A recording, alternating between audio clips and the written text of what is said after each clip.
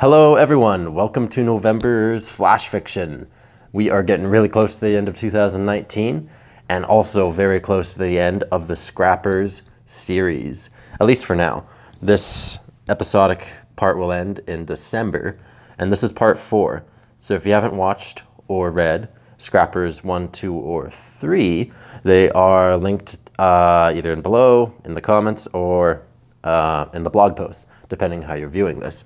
Definitely check those out because it's a continuation and we pick up right where we left off in Scrappers 3. So, let's jump into it. Scrappers, Part 4. This couldn't be happening. I wasn't trained for this. Neither was Ruggie. He didn't care though. The hothead wanted to bring the fight to the Harvesters. Those damn gene freaks were marching towards us. Chances are they knew our location way before we knew theirs. That's what they did. They were faster, more advanced, and less compassionate. Thwump came pounding from our cruiser as the whole vehicle wobbled. The beast was shredding through the side door. It'd be out in no time. Ruggie's crazy plan of taking the fight to the Harvesters was truthfully our best way to survive. We couldn't outrun them. We couldn't hide from them. The only advantage we had was that abomination that remained in our cruiser. "Angie, this way," came Ruggie's message through the interface on my goggles. I stayed close to my partner, hiding behind a boulder. Our night vision from the goggles let us see clearly in the shadowed rocks. It shielded us on both sides as the cruiser door peeled open from razor-sharp claws. The beast sprung out into the loft and charged towards us on all fours like some enraged great ape. The Harvesters held their electro spears, humming with power. Their gunmetal chrome suits shined against the light of their weapons. High-frequency clicking noises came from their being. There were only the Harvesters I were used to.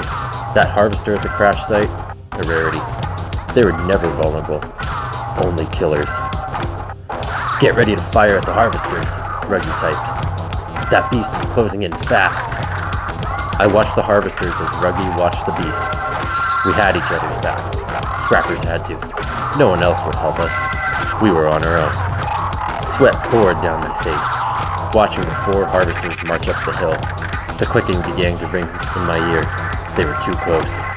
There was nowhere for us to turn either. We were backed into a corner. The only way out was to dash at the opportune moment. This plan better work. The beast bellowed, leaping into the air, claws extended outwards. The Harvesters were a good dozen paces away from us. They raised their spears in defensive stances, watching the beast. It soared down towards the group. One Harvester typed something into its wrist, causing the suit to open several holes around its wrist and up the forearm. Pitch black tentacles wiggled out of the holes and towards the beast. They reached the creature before it hit the ground, colliding in midair. The beast hacked at the tentacles, slicing some of them apart.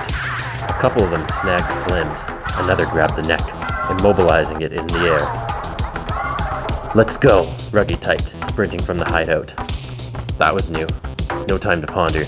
I joined Ruggie, rushing from the spot back up to our cruiser. A quick glance back, the Harvesters were stabbing the beast with their electro spears. Each penetration sent a charge pulsating through the creature's body. It groaned in agony and fell limp. The clicking sound increased in speed. "Shit," I typed out. "I think they're onto us." Ruggie didn't reply. We only ran.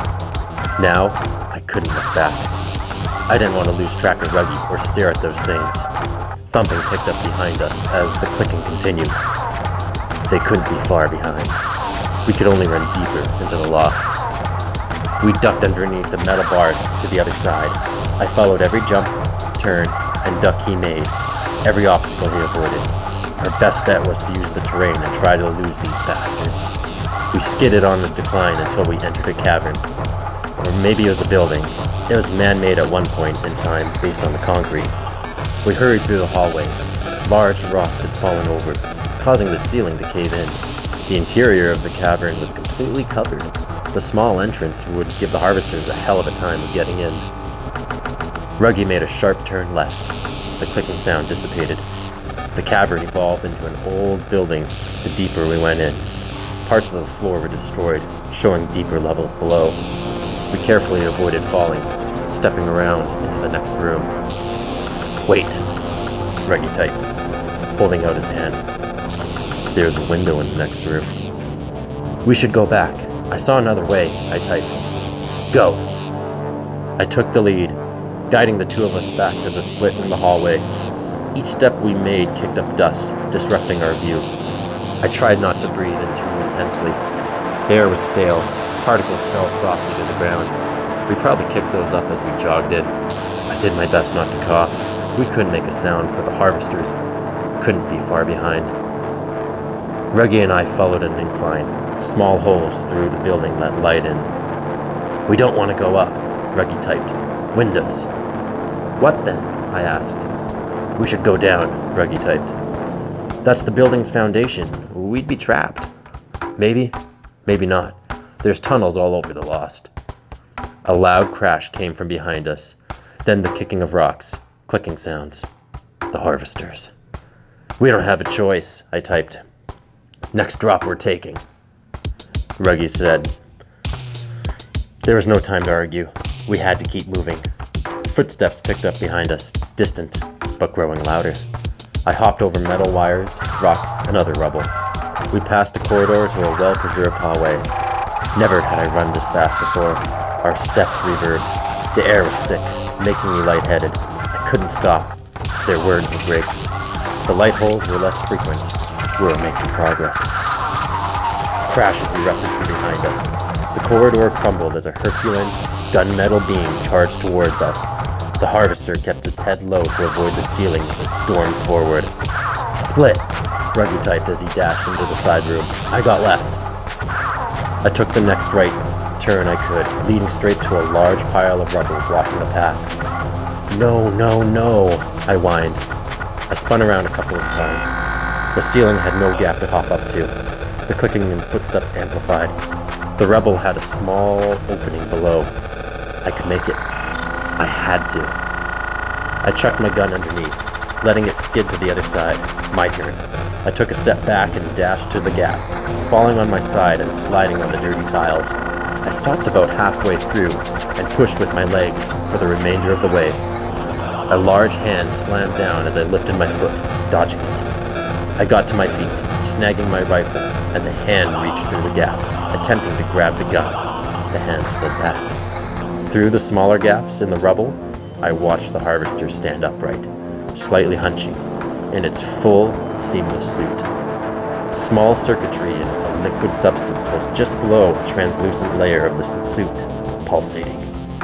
The head stared at me through one of the higher openings. There were no eyes, no breathing holes, only a shiny, seamless suit with its complex outer membrane. I twitched my eye, shutting off the night vision of the goggles to get a naked look at what humanity had become. The moment held. The harvester stared at me in the poorly lit hall. The clicking stopped. "Why?" I asked. I wasn't even sure why I said it. It was kind of a stupid thing to say. This was a harvester, a gene freak of another world. They let us die on this rotting planet. They decided that they were better than us and would let humanity rot. The harvester's head tilted, breathing calmly. It punched the rubble, causing dust to fall. The sound startled me, but I remained still. If I ever made it out of this, it would be one hell of a story to tell back at base. Now, I was even closer to a harvester than at the crash site, all on the same scrapping mission. The key was to get out of here so I could brag about it. A humming came from the suit. Small holes appeared over the being's face. "No," I mumbled, taking a step back.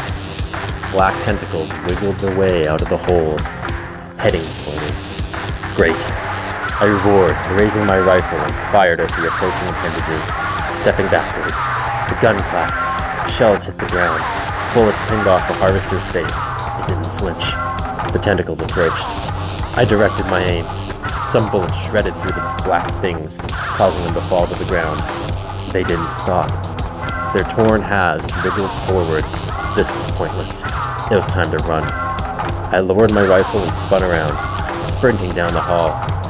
The harvester slammed its fist against the rubble several times, causing pieces to fly out. high-pitched clicking erupted like a sputtering engine. "Ruggie, where are you?" I typed. I took a left turn in a T intersection and hurried downward. All light vanished. The harvester sounds faded the deeper I went. Chances were the large beam could make it's through the rubble. A streak of luck. I could only pray to anything listening. That was the end of it. I navigated through my goggles interface to turn on night vision. "Angie," came Ruggie's text. "Where are you? Don't share your location. Just tell me." I know that. I'm not a rookie," I typed back. "I'm fine, I think. What about you?" "I got away. I heard it go after you, then the fires." "What happened?" "It tried to get me, but I snuck through some debris. The fat ass couldn't fit." "You lucky gal," Ruggie typed. "No shit. What's the plan? You in a safe spot?" "There's no windows here. I went deeper, below ground. It's cold, but silent." "Good," I typed. A wave of relief went over me as I came to a small turnoff. Maybe it was a closet at some point in time. Who knows? A good hideout as any. "You?" Ruggie typed. "It's dark. I honestly don't know. I think I ditched it though," I typed, sliding down to the ground. "Alright, we'll wait it out. Keep status updates. Anything weird, you share. Alright?" "Confirmed," I replied. "We got this, kid," Ruggie typed. I lowered my weapon with a sigh. We were both safe. Separated, but we'd get out of here. Harvesters had been known to give up on a hunt. They had better things to do with their time than wait around for a couple of humans. There were bigger hunts. A light touch on my calf caused me to jump. I spun to face the wall, rifle pointed. Nothing. The sensation moved upward, pricking. It caused me to drop my rifle in a spaz reaction. I twisted my leg to look down. There, a black remnant of the tentacle wiggled its way up to me. I squealed, covering my mouth as I did. Noise wasn't my friend. Several deep breaths calmed me down while I watched the thing crawl up my leg. There, on the ground, was a sharp rock. That'd do. I leaned down gradually, keeping my eye on the wiggler. My hand reached for the rock as I carefully avoided sudden movement. I snagged the sharp stone and lifted it to the wiggler, ready to sideswipe it. One deep breath in, I swung. The rock slapped the black flesh, knocking it off my leg. It fell onto the floor and squirmed. I landed on my knee as I guided the rock onto the tentacle, crushing it. That wasn't enough for me. I raised the rock and continued to smash the wiggler until it was a flat disc.